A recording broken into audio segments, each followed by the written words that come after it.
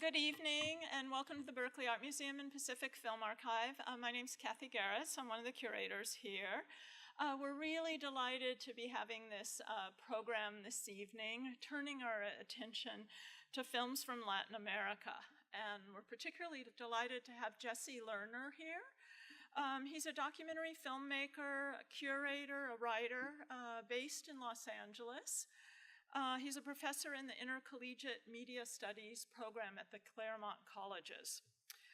So as a filmmaker, his films often look south to the border, to Mexico, to examine cross-cultural connections while drawing on things like archival images, which relates to tonight's program, but also reenactments, and he also has very complex uses of text and images. So at some other time, you might have the opportunity to delve into his work.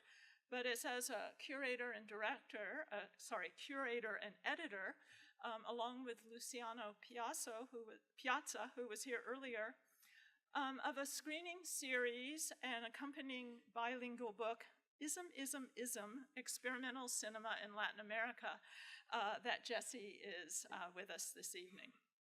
So the book and the film series, together they offer a really comprehensive, unprecedented look at the history of Latin American experimental film, drawing on many years of research, a really exemplary illustration of what curatorial work can aspire to. So a really big congratulations to them for the series, which extended over a long period of screenings in the Los Angeles area, and is now touring with different sites, picking different programs out of the selection they have. Some of you may have seen some of the programs we've already brought up, including with a few really great filmmakers. I just want to mention that the book, very handsome, really beautiful, bilingual, is in our bookstore. And since we've had it, it's amazing, it's such a beautiful book. Since we've had it in the bookstore during earlier programs, we've been hearing from patrons confirming our own thoughts that it's just a really great book. So if you have a chance, I really encourage you to leaf through it in the bookstore. So, and perhaps purchase it if you are so moved. And so now I'd like to turn the program over to Jesse Lerner. Please join me in welcoming him. Thank you.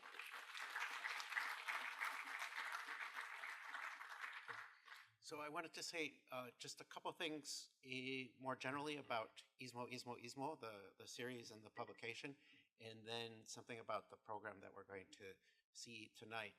A little bit about the origins and development of the curatorial project and the publication. Kind of all begins with this realization that, although there are many books about experimental film and books that pretend to be, international or global histories of experimental film, almost inevitably those books make little or no mention of any Latin American films or any Latin American filmmakers. And similarly, there are many books, especially if you're reading in Spanish and in Portuguese, there are many books about Latin American film, some about national cinema, some about continental or hemispheric histories. But those tend to focus primarily on narrative fiction films.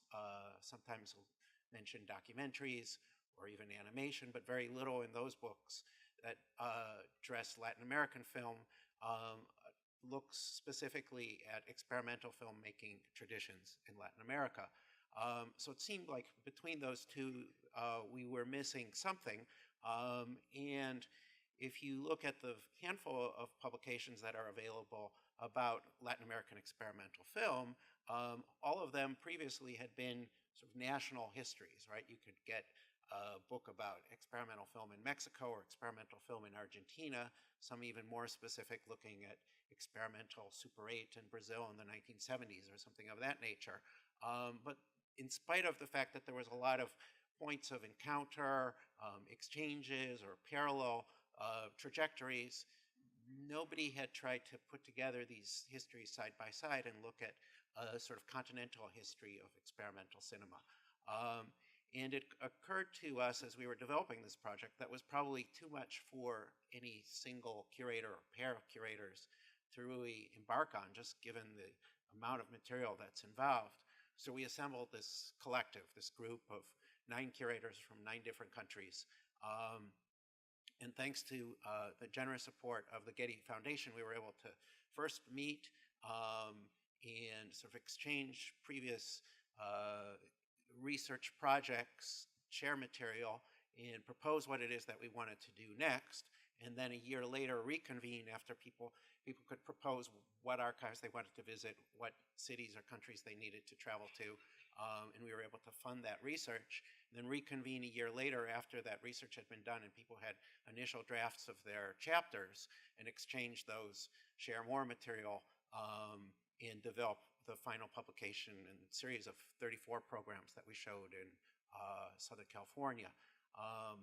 So that collective of 9 eventually grew to 11 as 2 more people joined along the way to try to fill in some of the gaps.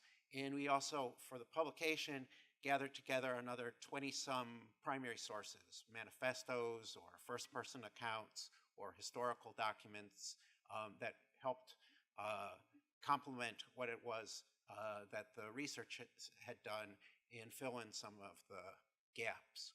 So I know Kathy said comprehensive. I guess I would frame it differently. I'd like to think of it more as sort of like an initial first step, right? And we're not defining a canon or putting together like the definitive history, but rather sort of proposing, here are some pieces, and hopefully scholars and film archivists and researchers and filmmakers will be inspired by what we've done so far to go further, and surely there are a lot more films lost or forgotten in somebody's closet or left in the basement of the heirs of the filmmaker, or wherever they are. Those will hopefully come to light and be restored and seen, and more scholarship will develop hopefully out of this research project.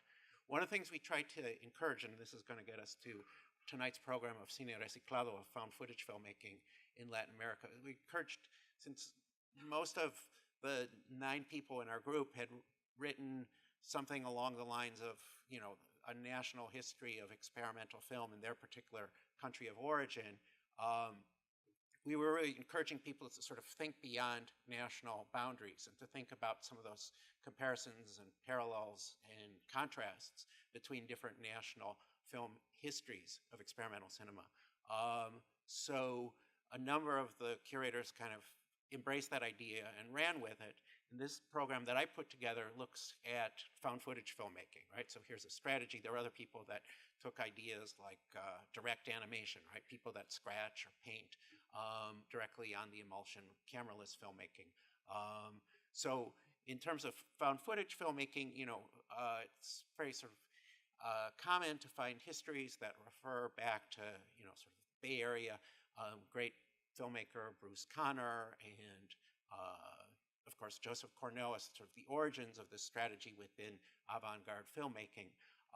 And it was curious to me that, the same year that Bruce Conner made a movie, the Nuyorican filmmaker Rafael Montañez Ortiz also made this found footage film that we're going to see tonight called the Cowboy and, quote, Indian film, but with a very different sort of strategy. If you think of Cornell's, this is kind of the line of thinking that I developed in my chapter of the publication. If you think of Cornell's relationship to silent cinema and these kind of divas of the Hollywood cinema as this kind of distant but affectionate fascination, Montañez Ortiz is approaching this material with a very different kind of strategy, and I think it's something that's much more explicitly anti-colonial or decolonizing, in that he takes this Western about cowboys and Indians,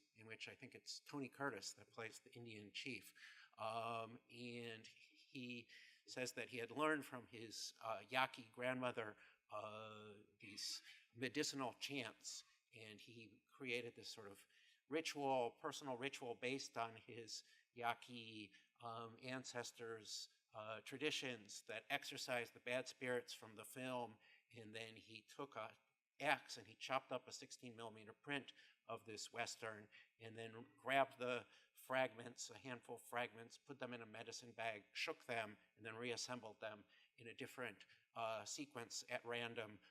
Some of them are upside down, some of them are right side up. But having, freed them of their, I mean, everybody is probably aware that many of these Western movies from Hollywood are rather problematic in their representations of Native American cultures. So he felt like this gesture freed them. So I think it's probably a very different kind of impulse at the roots of this than Joseph Cornell's approach to found footage. And you'll see within the selection of films here, they're not all of one flavor or one approach. Some of them are very humorous, others quite serious. But it gives you some sense of the different ways in which Latin American filmmakers have taken this strategy that's well known within experimental cinema world and kind of given it a really different sort of approach. So enjoy the program, and if there are questions afterwards, I'll be hanging out in the lobby for a little while. If there are questions, I can try to answer them. I know a few of the filmmakers, and can do my best. Thank you.